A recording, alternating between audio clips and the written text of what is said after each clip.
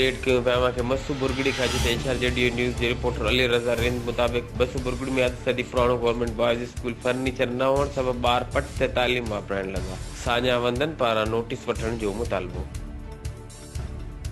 मसू बुरगड़ी में क़ाइम थियल अधु सदी जो बॉयज़ प्राइमरी स्कूल में फर्नीचर जी सख़्त खोट हुअण करे ॿार पट ते वेही तालीम पढ़ण लॻा। स्कूल जी छित मां चापड़ किरंदड़ आहिनि। स्कूल मुख़्तलिफ़ मसइलनि जे वर चढ़ियल आहे, जॾहिं त स्कूल में 200 खां वधीक शागिर्द तालीम पिराइनि था।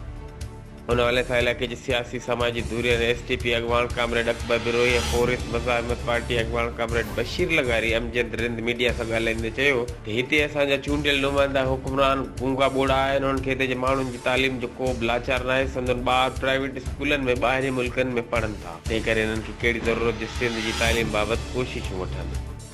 हिते तालीम खे हथ सां तबाह कयो पियो वञे। ज़िले हैदराबाद जा तालीम खाते जा आला ऑफिसर पिणा घोर निंड में सुतल आहिनि। हिननि जो वधीक चवणो त केतिरा ई उस्ताद ड्यूटियूं करण बजाए पंहिंजे ज़ाती कमनि में मसरूफ़ आहिनि। ख़ुदा ॼाणे त अहिड़नि केतिरनि ई स्कूलनि जे शागिर्दनि जो मुस्तक़बिल तबाह थी रहियो आहे। हिननि जो वधीक चवणो त असां DAO हैदराबाद तालीम जी सूबाई सेक्रेटरी वज़ीर तालीम हितां जे PPP जे चूंडियल नुमाइंदनि ऐं ॿियनि वस वारनि खां मुतालबो कयूं था गवर्नमेंट बॉयज़ प्राइमरी स्कूल खे जल्द फर्नीचर ऐं ॿिया मसइला हल कराए ॾिना वञनि, जीअं हितां जा ॿार आसानी सां तालीम पिराए सघनि।